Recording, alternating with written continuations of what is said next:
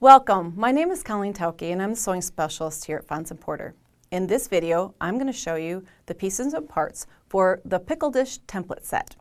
You can see it here in front of me, and those are the 3 acrylic templates that are used for cutting quickly the pieces that go into the Pickle Dish block. You can see how it's used in the quilt behind me. Makes a very dynamic quilt.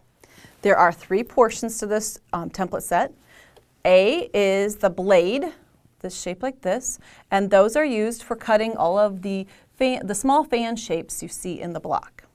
Then there's B, and it's shaped kind of like a melon or a football shape, and that is used for cutting the very center of the block.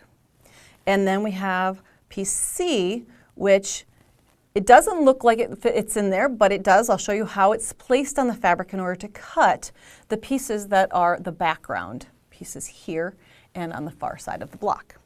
So let's look at how these pieces are cut from fabrics. Now, you'll want to follow your instructions in your pattern, and the pattern for this is called Folk Dance. So if you'd like to purchase that pattern, you can visit our website for that. First, let's look at the fan blades. They can be cut from strips of fabric. Now, the first time you may cut these, you may just want to cut one layer. Once you get a little more confident in your cutting, you can set layers up and cut down through this. You will see in the quilt, though, there are 11 different a variety of fabrics, I think 5 or 6 different ones.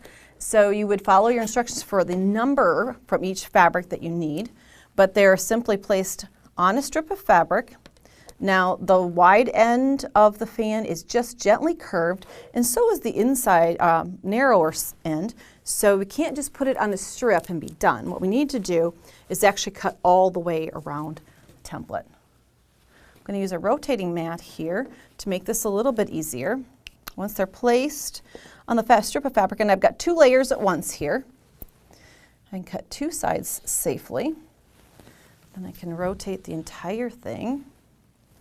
I can come in and cut the last 2 sides like this, and then quickly cut very accurately all of the fan-shaped blades that I would need for this quilt.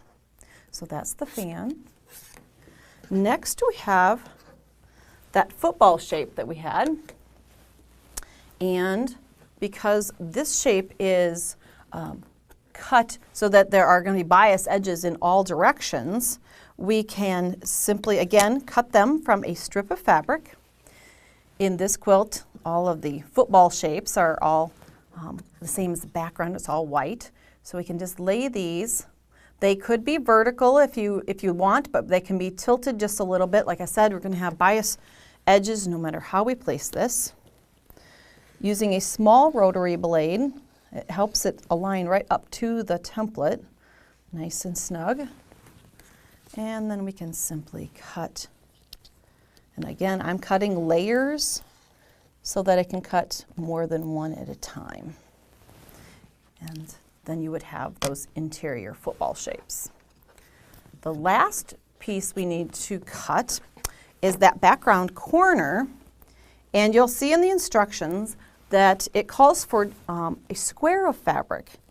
And usually people go, a square of fabric. How is that going to be utilized properly? And this template actually has on this short leg, it has etched on it, it says place on fold. So remember that when it comes to cutting. So what we have you do is take a square piece of fabric, fold it diagonally in half, and have you lightly press on that diagonal so that you can properly place your template.